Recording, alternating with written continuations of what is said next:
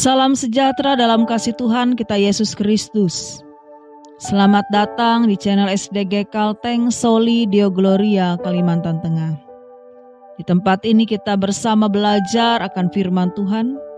Kita dikuatkan oleh pengajarannya dan diperlengkapi untuk hidup seturut kehendak-Nya.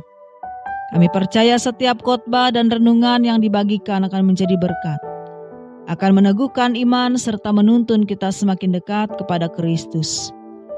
Mari ikuti setiap tayangan ini sampai selesai, karena firman Tuhan selalu punya pesan yang baru dan hidup bagi kita semua.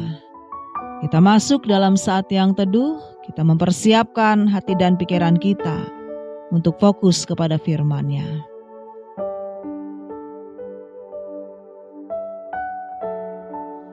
Mari kita berdoa. Bapa di surga, pada saat ini kami datang dengan hati yang rindu mendengarkan firman-Mu. Kami percaya hanya Engkaulah perlindungan sejati bagi kami. Buka telinga dan hati kami, agar setiap firman yang disampaikan bukan hanya sekedar kami dengarkan, melainkan kami hidupi. Demi Yesus Kristus, Sang Firman yang hidup, kami berdoa. Amin. Yeremia pasal 10 ayat yang ke-17 hingga ayat yang ke-25 diberi judul bagi kita, Kemana kita berlindung. Shalom, Bapak Ibu Saudara yang dikasihi di dalam Tuhan. Bulan ini kita masih bersama belajar dari kitab Yeremia. Semoga saudara tidak pernah merasa bosan akan pengajaran ini. Hidup ini adalah sebuah perjalanan yang penuh dengan ketidakpastian. Apa yang hari ini tampak kokoh, mungkin esok bisa saja menjadi roboh. Apa yang hari ini kita genggam erat, bisa saja besok bisa lenyap tanpa bekas. Dunia sedang bergoncang ekonomi yang tidak menentu. Alam rusak, kasih semakin pudar, bahkan keluarga pun tak luput dari badai. Ketika semua ini terguncang, pertanyaannya, kemana kita berlindung? Inilah pertanyaan yang dihadapi bangsa Yehuda pada zaman Nabi Yeremia. Mereka merasa aman karena memiliki kota Yerusalem, Bait Allah, raja, dan sekutu politik. Namun Yeremia dengan suara yang lirih tapi tegas berkata, semua itu bukanlah perlindungan sejati. Hanya Tuhanlah tempat perlindungan yang teguh. Kita boleh mendalami firman ini melihat dalam ayat per ayat. Bagian yang pertama melewati ayat yang ke-17 hingga ayat yang ke-18. Jangan melekat pada dunia yang fana. Yeremia berseru, angkatlah barang-barangmu dari tanah pengepungan. Sebuah seruan yang pahit seolah Allah sendiri berkata, bersiaplah karena semua yang kamu andalkan akan aku ambil darimu. Sungguh menakutkan bila Tuhan sendiri yang mengusir umat-Nya. Namun sesungguhnya itu adalah panggilan kasih. Allah tidak ingin umat-Nya tertipu oleh rasa aman yang palsu. Kita melihat di dalam Kejadian pasal 19, cerita Lot di Sodom. Tuhan menyuruh Lot segera pergi, tetapi istrinya menoleh ke belakang, melekat hatinya pada Sodom, dan ia pun binasa. Begitu pula dengan kita, jika hati kita terlalu melekat pada dunia, maka kita bisa kehilangan hidup yang sejati. Kita melihat bencana yang terjadi akhir-akhir ini ketika banjir melanda. Rumah hanyut, kendaraan hilang, harta benda musnah. Orang hanya selamat dengan pakaian yang melekat di badan. Betapa rapuhnya dunia ini. Janganlah hati kita melekat pada apa yang bisa lenyap. Yang kekal hanyalah Tuhan, dan Dialah perlindungan sejati kita. Setelah memperingatkan umat tentang kefanaan dunia, maka Yeremia menyingkapkan luka yang lebih dalam.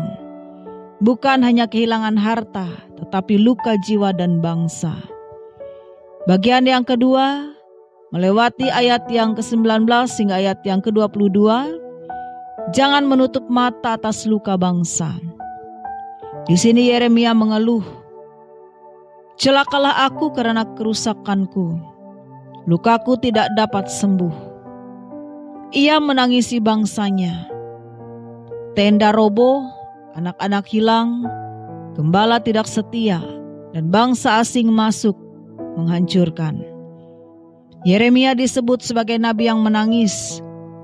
Ia bukan nabi yang keras hati, melainkan nabi yang hatinya hancur melihat dosa bangsanya. Ia mengajar kita bahwa seorang pemimpin sejati tidak hanya berbicara dengan mulut, tetapi juga merasakan dengan hati. Di dalam Nehemia pasal 1 ayat yang keempat, saat mendengarkan tembok Yerusalem roboh, ia tidak berkata, bukan urusanku. Tetapi ia duduk menangis, berpuasa dan berdoa. Itulah hati seorang yang mengasihi bangsanya.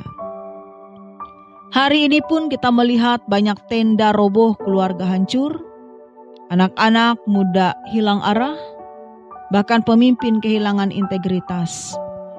Dunia berkata itu sudah biasa. Tetapi hati seorang yang mengasihi Tuhan seharusnya menangis. Lebih baik menangis di hadapan Allah daripada tertawa di hadapan dunia, namun hatinya kosong. Doa yang lahir dari air mata seringkali lebih keras suaranya di hadapan Tuhan Allah daripada ribuan kata yang keluar dari mulut tanpa hati. Di sini Yeremia sadar, air mata saja tidak cukup. Ia tahu bahwa manusia terlalu rapuh untuk mengendalikan hidupnya sendiri. Karena itu ia berdoa, bukan agar dilepaskan dari didikan, melainkan agar tidak dimurkai Tuhan. Bagian yang ketiga melewati ayat yang ke-23 hingga ayat yang ke-25.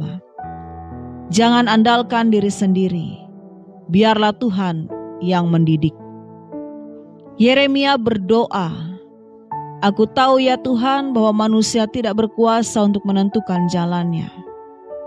Inilah pengakuan rendah hati. Hidup manusia bukan miliknya sendiri. Ia melanjutkan, ajarilah aku ya Tuhan, tetapi jangan dengan murka. Suatu doa yang penuh kebijaksanaan. Ia tahu bahwa didikan Tuhan memang menyakitkan, tetapi membawa kehidupan. Murka Tuhan sebaliknya membawa kebinasaan. Daud setelah jatuh dalam dosa besar, ia berdoa, melewati Mazmur yang ke-51. Janganlah buang aku dari hadapan-Mu. Dan Daud lebih takut kehilangan hadirat Allah daripada kehilangan tahta atau kekuasaannya. Begitu juga dengan kita. Lebih baik ditegur Tuhan dengan kasih daripada dibiarkan hilang tanpa arah. Didikan Tuhan adalah bukti cinta, bukan kebencian. Murkanya adalah penghakiman, tetapi tegurannya adalah tanda kasih. Dan inilah puncak doa Yeremia, sebuah kerendahan hati yang menyerahkan jalan hidup pada Tuhan. Dalam goncangan dunia, kita masih memiliki satu tempat perlindungan yang tidak terguncang Allah sendiri. Bapak Ibu Saudara yang terkasih, melalui Yeremia pasal 10, ayat yang ke-17 hingga ayat yang ke-25 ini kita belajar akan 3 kebijaksanaan rohani. Yang pertama, jangan melekat pada dunia yang fana. Apapun bisa lenyap, hanya Tuhan yang kekal.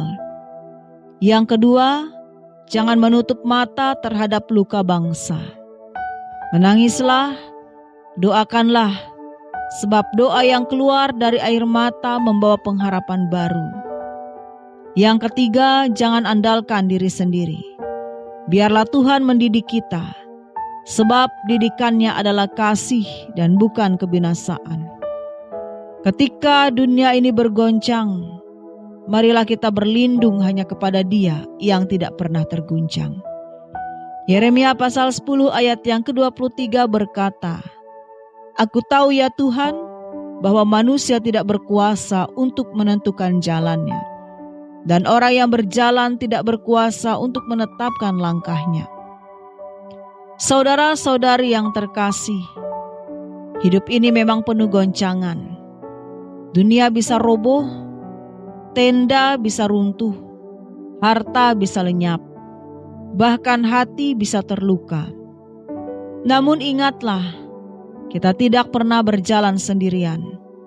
Tuhanlah yang memegang langkah kita. Maka dari itu marilah kita berjalan dengan iman, bukan dengan kekuatan diri. Marilah kita menangis bagi bangsa ini, bukan dalam keputusasaan, tetapi dalam doa yang penuh harapan. Dan marilah kita menerima didikan Tuhan dengan kerendahan hati, sebab di balik setiap tegurannya ada kasih yang tidak pernah berubah. Ketika dunia bergoncang, biarlah kita berlindung kepada Allah yang tidak tergoncangkan. Dialah tempat aman bagi kita, sekarang, besok, dan sampai pada kekekalan. Amin. Mari Bapak Ibu Saudara kembali kita bersatu di dalam doa.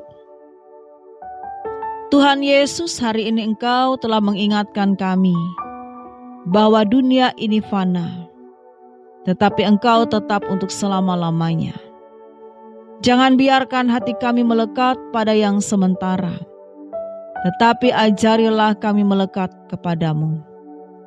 Ya Tuhan, ajari kami berani menangis bagi bangsa ini, bukan dengan keputusasaan tetapi dengan pengharapan. Dan bila kami salah jalan, janganlah Engkau murka terhadap kami. Didiklah kami dengan kasih-Mu, karena lebih baik kami ditegur daripada dibuang dari hadapan-Mu. Kami percaya ya Tuhan, hanya Engkau tempat perlindungan kami, batu karang yang teguh di dalam segala goncangan. Di dalam nama Tuhan Yesus Kristus kami berdoa dan menyerahkan hidup kami kepadamu. Amin.